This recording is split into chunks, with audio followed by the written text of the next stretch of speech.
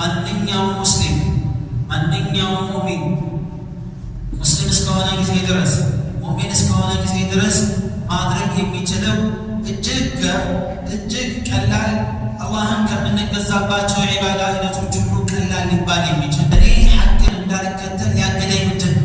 አለማወቅ ነው። ማወቅ አለብኝ። ስሜቴን መከተል ነው። ስሜቴን ትቼ ሐቅን መከተል ነው። ሰዎችን መከተል ነው። ሰዎችን ትቼ ሐቅን መከተል ነው። ይህን ነገር ራስን መገምገም መፈተሽ ያስፈልጋል።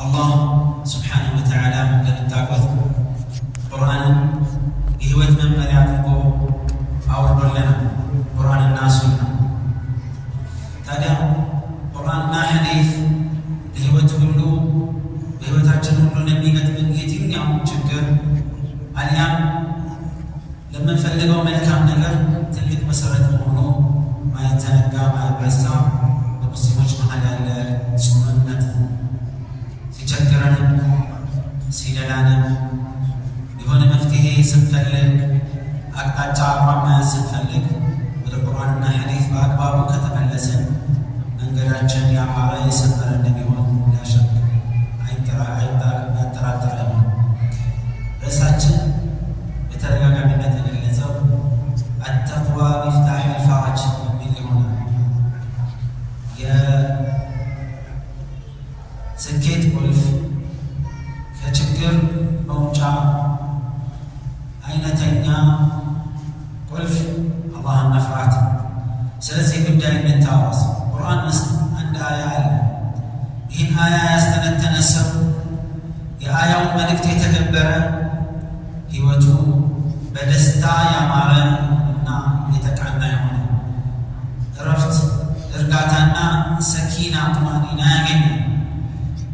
ውጤታማ ለየትኛውም ችግር ሐሳብና ትካዜ አይነተኛ መድኃኒት ነው። ለሁሉም ችግር ጭንቀት፣ ጥበት አይነተኛ መፍትሄ ነው። ይህ አያ ቀውሉላሂ ተዓላ ወመን የተቂላህ የጅዐል ለሁ መኽረጃ፣ አላህን ዐዘ ወጀል የፈራ ከጭንቁ መውጫ ያዘጋጅለታል፣ ያደርግለታል። ወየርዙቅሁ ሚን ሐይሱ ላ ያሕተሲብ፣ ከችግሩ ብቻ ሳይሆን ከችግሩ መውጫ ያዘጋጀለትና ከዛ በኋላ ካላሰበው መንገድ ሲሳንን ይሰጠዋል። ችግር መገላገል አንድ ነገር ነው። ተጨማሪ ሽልማት ካላሰበው ነገር ይረዝቀዋል ሱብሓነሁ ወተዓላ። ምናልባት የርዝቅ የምንለው ነገር ሁል ጊዜ አይምሯችን ወይም ፊት ለፊት የሚመጣው ነገር የቀለብ የኑሮ ጉዳይ ይሆናል። እሱ ብቻ አይደለም። ኢማን ርዝቅ ነው። ጤንነት ርዝቅ ነው። ቤተሰብ መመስረት መቻል ርዝቅ ነው። ጸጥታ፣ ሰላም፣ መረጋጋት መኖር ርዝቅ ነው። ጤነኛ ሆኖ ሰው ያገኘውን ነገር በአግባቡ በጤና በተረጋጋ መንፈስ መመገብ መቻል ርዝቅ ነው። አላህን መገዛት ርዝቅ ነው። ኢማን፣ ተቅዋ፣ ሰዎች ዘንድ መልካም ኑሮ መኖር ራሱ ማህበራዊ ኑሯችንን አሳምረን ከሰው ጋር ተግባብተን መኖር ኹሉቅ ምንለው ነገር ርዝቅ ነው። ርዝቅ የሚለው ሁሉንም ያካትታል። እነዚህም ካላሰበው መንገድ እኔ እረዝቀዋለሁ አለ ሱብሓነሁ ወተዓላ። ዋስትናው ሸርጡንና ዋስትናው ነው። ሸርጡ ምንድን ነው? አላህን መፍራት። ውጤቱ ምንድን ነው? ከችግር መገላገልና ካላሰቡት መንገድ ርዝቅን ማግኘት ነው። ቃል የገባው ማን ነው? አላህ። ኢነላሃ ላ ዩኽሊፉል ሚዓድ። ይህ አላህ ስብሓነሁ ወተዓላ በፍጥረታቱ ላይ ያደረገው ፈለጉ ይሄ ነው፣ ሂደቱ ይሄ ነው። በምድር ላይ ያለው ሕግና ደንብም ይሄ ነው፣ አላህ ያስቀመጠው ማለት ነው። ታዲያ ምን እንላለን? ሐዘንና ትካዜ ጫንቃህ ላይ ሸክም የሆነብህ ወንድምነት ሆይ፣ ሐዘንና ህመም እርምጃችንን የገታብን ወንድሞችና እህቶች ሆይ፣ መውጫ ቀዳዳ ለመፈለግ ወደዚህ ወደዛ መዋተት መዋለል አያስፈልግም። አይነተኛው ፊት ለፊት የተቀመጠ አላህ በእጃችን ያደረገው ቀላል መንገድ አለ። እጃችንን ሰብስበን ወገባችንን ታጥቀን ወደዛ ጎዳና መሄድ ብቻ ነው። ተቅዋን አሳምሮ መያዝ። ከአቢ ዘር እንደተዘገበው የአላህ መልእክተኛ ይህን የቁርአን አያ ያነበቡልኝና አባራልኝ አሉ። ሰዎች ይህን አያ በትክክል ቢይዙት ኖሮ አሳምረው መያዝ ቢችሉ ይበቃቸው ነበር። ተቅዋላህ ምንድን ነው? አላህን መፍራት ምንድን ነው? ቃሉ ይሰማል። ሐቂቃ ከሰለፎች ከሰሓባዎች ጀምሮ ከቁርአንና ከሐዲስ በወሰዱት በተረዱት መልኩ ተቅዋን በብዙ መልኩ ይገልጹታል። እነዚህ ሁሉ ግን ወደ አንድ ሀሳብ የሚመጡ መሆናቸውን ማወቅ የግድ ይለናል። ተቅዋላህ ማለት ድብቅ ተአምር የሆኑ ሰዎች የሚያውቁት ሌሎቹ ማወቅ የማይችሉት፣ የሆኑ ሰዎች መተግበር የሚችሉት ሌሎች የማይችሉት አይደለም። ላ ወላሂ ተቅዋ ማንኛውም ሙስሊም ማንኛውም ሙእሚን ሙስሊም እስከሆነ ጊዜ ድረስ ሙእሚን እስከሆነ ጊዜ ድረስ ማድረግ የሚችለው እጅግ ቀላል አላህን ከምንገዛባቸው የዒባዳ አይነቶች ሁሉ ቀላል ሊባል የሚችል ሁሉም ዒባዳዎች በነገራችን ላይ ቀላል ናቸው። አላህ ላገራለት ሰው አላህ ስብሓነሁ ወተዓላ ልቡን ለከፈተለት ሰው ቋሚ የሆኑ መዘውተር ቀላሎች ናቸው ዒባዳዎቹ። ግን ጥራታቸውን መጠበቅ ጥንቃቄ ይፈልጋል፣ ኢኽላስ ይፈልጋል። ነቢዩን ዓለይሂ ሰላቱ ወሰላም ፈለግ መከተል አለበት። በጥንቃቄ ቋሚ መሆን አለበት። እነዚህ ጋር ነው ጀግንነቱ ጥንካሬው የሚፈጠረው፣ እዚህ ጋር ነው። ጎዳናውን መጀመሩ ቀላል ነው ታውቃላችሁ። ሐቅን አንደኛው መንገድ መጀመር ቀላል ነው። ከባዱ ግን እስከ መጨረሻው በጥሩ አቋም በሐቅ ላይ ወደኋላ ሳይሉ ወደፊት ሳይሉ ሳይወርዱ ሳይወጡ ሚዛኑን ጠብቆ መጓዝ ነው በጣም ከባድ የሚሆነው። ለዚህ እስቲቃማ ከባድ የሆነው አንድ እስቲቃማ ከአንድ ሺህ ከራማ ይሻላል የሚባለው ለዛ ነው። ተቅዋ በአጭሩ ስናይ የቁል አን የጅዐለ አልዐብዱ በይነሁ ወበይነ ረቢሂ ዊቃየተን ሚማ ዩግዲቡሁ። ተቅዋ የሚባለው ማንኛውም ግለሰብ ወንድም ይሁን ሴት አማኝ በእሱና በአላህ መሃል የአላህን ቁጣ ከሚያስከትል ነገር መከላከያ ማድረግ ነው። አላህ እንዳይቆጣ የእሱን የከለከላቸውን ነገሮች መከላከያ አድርጎ መጠቀም በመተው ማለት ነው።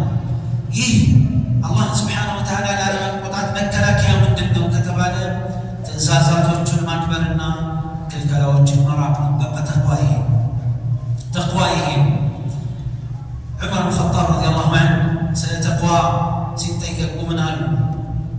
በምሳሌ ነበር ያስረዱት። እሾሃማ መንገድ ላይ ያለ እሾህ እንዳለ የተዘረጋበት ወይም የበቀለበት መሀል ላይ ቢጥልን ሰው ይህን እሾሃማ መንገድ ለማለፍ ምን አይነት ጥንቃቄ ታደርጋለህ? ለሽም ምን አይነት ጥንቃቄ ነው የሚደረገው? አይናችን፣ ጆሮአችን፣ ሁሉም የስሜት ሕዋሳችን ሙሉ በሙሉ ትኩረቱ የቱ ጋር ነው? እሾሁን እንመለከታለን። ሳይበቃም በጥንቃቄ እንዴት እንደምናልፍ ይሄ ነው ተቅዋ ማለት። ይሄ ነው፣ ከሌላ ምሳሌ የለው። በዚህ ጎዳና ውስጥ ስንኖር እሾሁ ወንጀል ነው፣ እሾሁ ሻህዋ ነው፣ እሾሁ ዝንባሌዎችና ከመስመር የሚያስቱ ብዙ ነገሮች ናቸው። እነዛን በጥንቃቄ በሙሉ እይታ እያዩ ሌላ ሰው እሾህ ላይ ሌላ ሰው እንዲያየላ አትፈልግም። ራስ ማየት ትፈልጋለህ። አይቶ ያንን መንገድ ጎዳና መጓዝ መቻል ነው ተቅዋ የሚባል። በጥንቃቄ አላህ የምንወስደውን እርምጃ ቆይ ከሰራህ በኋላ ቼክ አደርገዋለሁ አጣራለሁ የሚባል መሆን የለበትም። ከሰራህ በኋላ ሳይሆን ከመስራት በፊት አንድ እየሰራህ እያለ ከሰራሁስ በኋላ ይህን ጎዳና ምክንያቱም ተመልከቱ የኛ ዲናችን ወይም ኢስላም ማንኛውም ነገር ከመስራታችን በፊት ህግና ደንብ አስቀምጦለታል። ሸርጥ ምንለው ቅድመ መስፈርት አለ።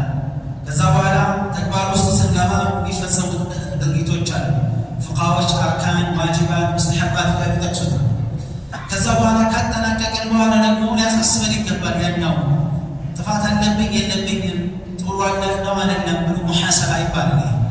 መመርመር ያስፈልጋል። በቃ ተቅዋ ይሄ ተቅዋ ጎዳናችንን ከመጀመራችን በፊት ሁሉም ዒባዳ ላይ ማህበራዊ ኑሮ ላይ ግብይት ላይ የትኛውም የህይወታችን ክፍል ከመስራታችን በፊት ይቻላል አይቻልም ብለን ማየት ነው።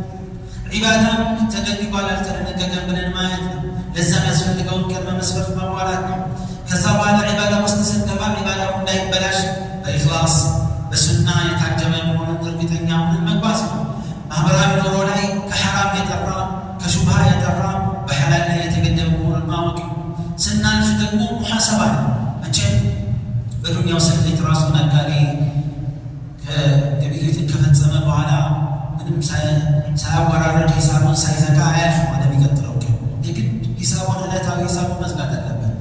ምን ላይ ነበርኩኝ፣ ምን ያህል ወጣ፣ ምን ያህል ገባ፣ ምን ያህል ቀረ፣ የዛሬ ትርፍ ኪሳራውን ሁሉም ነገር አጣርቶ ያልፋል።